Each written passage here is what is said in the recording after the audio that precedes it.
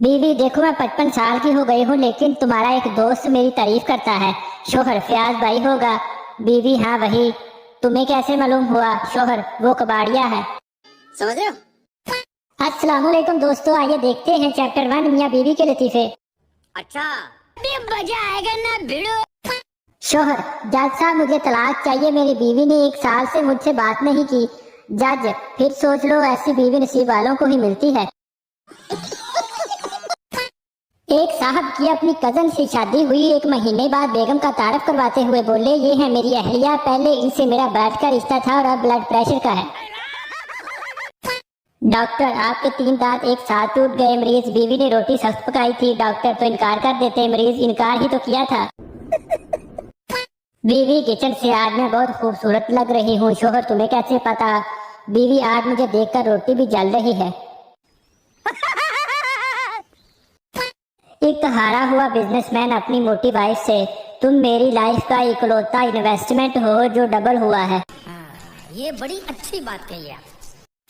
शोहर: सब्जी में नमक क्यों नहीं है? बीवी: वो सब्जी थोड़ी जल गई थी ना। शोहर: फिर तुमने नमक क्यों नहीं डाला? बीवी: हम जले पर नमक नहीं छिड़कते। पत्नी: जानू बैग पैक कर लो, मैंने लॉटरी में 10 करोड़ जीता है। पति: डार्लिंग बैग में विंटर के कपड़े डालूं या समर के? पत्नी: जो भी डालना है डालो और दफा हो जाओ यहाँ से। टैलेंट टेस्ट में पूछे गए सवाल: अगर आप जुड़वा बहनों में से एक से शादीशुदा हैं तो आप अपनी बीवी को कैसे पहचानेंगे? बेहतरीन जवाब: मैं क्यों पहचानूं। गजब बेइज्जती है। वाइफ: मैं अगर माउंट एवरेस्ट चढ़ गई तो तुम मुझे क्या गिफ्ट दोगे? हस्बैंड: क्या तुम भी? ये कोई पूछने वाली बात है? धक्का। शोहर: भाई बेगम, अपनी 40 साल शादीशुदा जिंदगी में आज पहली बार तुमने इतनी बेहतरीन चाय बनाई है कि बयान नहीं कर सकता। बीवी: आय हाय, मेरी तो अकल ही मारी गई, मैंने गलती से अपनी प्याली आपको दे दी। आदमी: सर मेरी बीवी खो गई है। डाकिया: भाई ये पोस्ट ऑफिस है, पुलिस स्टेशन नहीं। आदमी खुशी के मारे कुछ समझ नहीं आ रहा, कहाँ जाऊं? अच्छा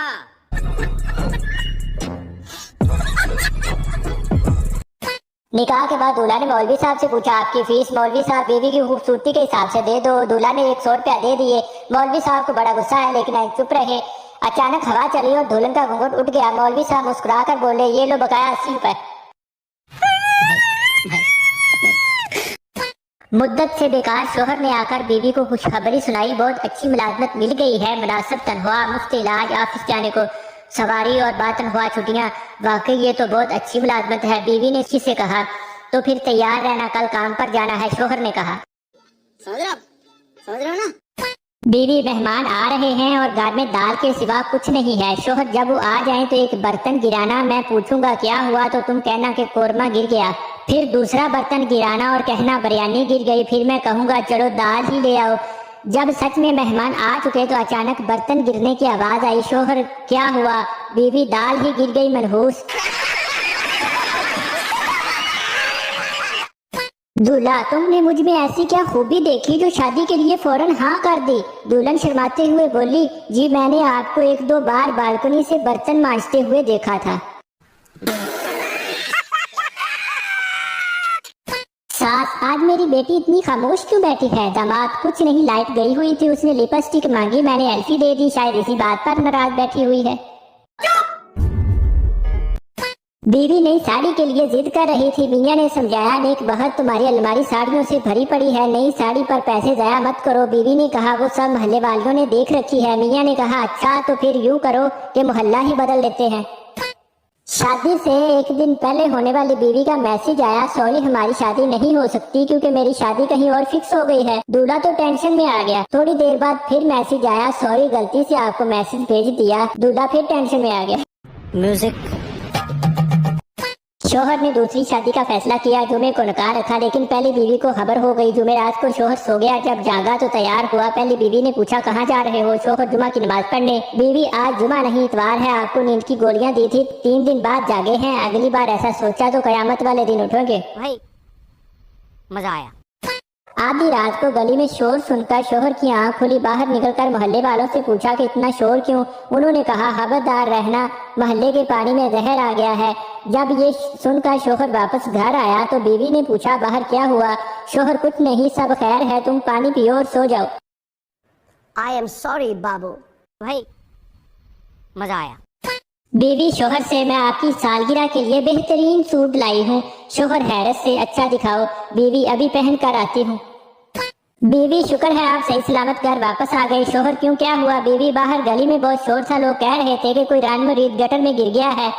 शोहर ओ फिटे मुंह तेरा, वो रान मुरीद नहीं राना मुरीद कह रहे थे। बीवी मैं चाहती हूँ कराची में कोई चौरंगी या कॉलोनी मेरे नाम पर भी हो। शोहर कराची में ये दोनों चीजें तुम्हारे नाम पर पहले से हैं। बीवी खुशी से बोली वो कौन सी? शोहर नागन चौरंगी भैंस कॉलोनी। तेरा तो गेम बजाना। खाने के बाद शोहर उठा, प्लेट धोकर रख दी।